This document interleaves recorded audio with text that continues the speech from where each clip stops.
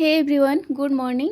Welcome to my new blog. आप लोग कैसे हैं? उम्मीद करते हैं आप लोग बहुत अच्छे हैं, स्वस्थ हैं। और आज मेरे दिन की शुरुआत हुई है पौने 5 बजे।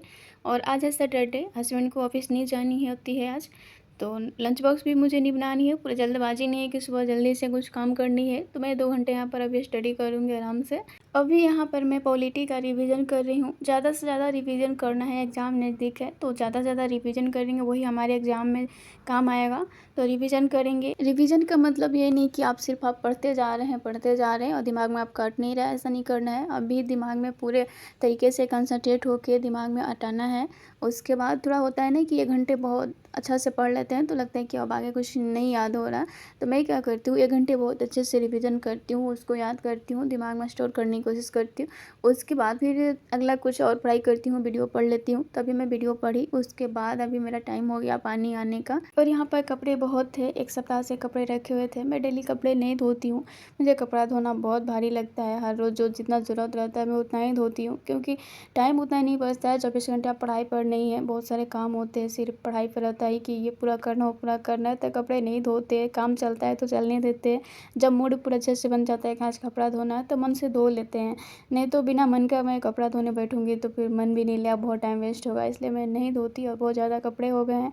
ऐसे तो शाम में भी मैं धोई थी कपड़ा, पानी आया था तो पूरा नहीं धो पाए थे, आधा बच गया था, तब भी सुबह में धोए और घर और झाड़ू किए, सब किए। उसके बाद अभी खाना बना रहे हैं, खाना बना लेंगे, उसके बाद अपना फिर नहाएंगे, क्योंकि अभी बेटी को खिलाना है, हस्बैंड को जाना है एग्ज़ाम देने, आज एग्ज़ाम है उनका। तो इसलिए अपना जो काम है पहले कर लेती हूँ, उसके बाद मेरा नहाना खाना होगा। हमारा जो रूटीन है, मेरा हर रोज़ का जो दिनचर्या है एक जैसा नहीं होता है, क्योंकि हर हाउस वाइफ को पता है कि एक जैसा दिनचर्या किसी का नहीं होता है। क्योंकि मैं कभी 2 बजे उठ जाती हूँ, 3 बजे उठ जाती हूँ। किसी दिन मतलब कि पढ़ाई करने के बाद पहले घर क्लीनिंग करने के बाद नहा लेती हूँ, उसके बाद किचन में जाती हूँ, तो उस दिन मेरा टाइम सेव हो जाता है कि आप मतलब खाना खा के जल्दी से आप पढ़ने बैठ जाते हो। अब आज क्या है कि आज कुछ लेट जगी हूँ, तो आज मेरा मूड भी मतलब ऐसा है कि मुझे काम करना है ज़्यादा। बेटी को भी स्कूल नहीं जाना है, हस्बैंड भी घर पे हैं, तो मुझे जल्दबाजी नहीं था, आज काम पर ध्यान था। तो आज क्या हुआ कि थोड़ा सा मुझे नहाने खाने कपड़ा धोने में बहुत समय लग गया, उसके बाद फिर बैठूँगी पढ़ने के लिए। तो हर रोज़ एक जैसा नहीं होती है, वही तकलीफ़ देती है कि कितना ज़िंदगी कठिन है, इतना करते जाओ, हर रोज़ एक ही काम करो, हर रोज़ एक ही काम करो। कभी-कभी तो लगता है कि ज़िंदगी से थक गए हैं, लेकिन थक के आप छोड़ भी देते हैं ना, तो आपका ज़िंदगी में ना लगेगा कि बहुत बहुत बुरा हाल में आप आ जाते हैं।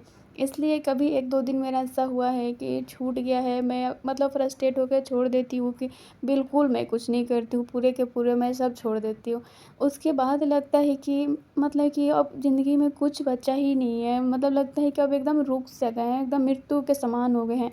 तो वैसे नहीं करना है हमको, अपने गलतियों से सीखना है। मैं आप लोग से भी बताऊँगी, बहुत लोग बोलते हैं कि मेरी पढ़ाई नहीं होती है, बहुत सारे नींद आते हैं, बहुत प्रॉब्लम होती है, काम रहता है, ये रहता है। तो देखिए, आप नहीं करिएगा, रुक जाइएगा तो तकलीफ़ आप ही को होगा।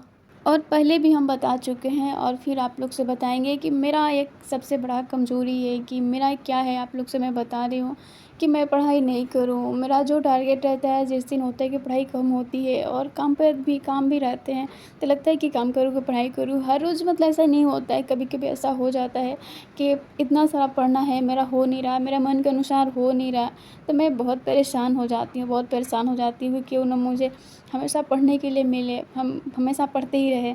लेकिन वैसा नहीं होता है, बहुत सारे ज़िंदगी चेंज हो गया, जो पहले नहीं कर पाए तो अभी बहुत डबल कठिन मतलब परिस्थिति में पढ़ाई करनी पड़ती है। जो अनमैरिड हमको देखते हैं, मैं उनसे तो हमेशा यही कहूँगी कि आप कुछ भी हुए, आप अपना पढ़ के अपने करियर को बना लीजिए, उसके बाद शादी कीजिएगा। क्योंकि शादी के बाद ना बहुत सारे रिस्पॉन्सिबिलिटी आ जाती है कि आप चाहकर भी छोड़ नहीं सकते हैं। पूरा घर एक आपके ऊपर रहता है कि आपको मतलब ए टू जेड आपको घर में काम करना पड़ता है। मतलब हर रोज़ ये काम करते हैं, लेकिन काम करते-करते आपको अपने करियर बनानी होती है, पढ़नी होती है, बहुत सारे चीज़ को मतलब कि दिमाग में हटानी होती है, सिलेबस होती है, तो बहुत सारी प्रेशर होती है। और मेरा यही प्रेशर के कारण ना मुझे वीकनेस हो जाती है, मैं टाइम से खाना नहीं खाती हूँ और कभी-कभी मॉर्निंग में ब्रेकफ़ास्ट तो बिल्कुल नहीं करती हूँ, 12-1 बजे खाना खाती हूँ, उसके वजह से मुझे वीकनेस हो गया है।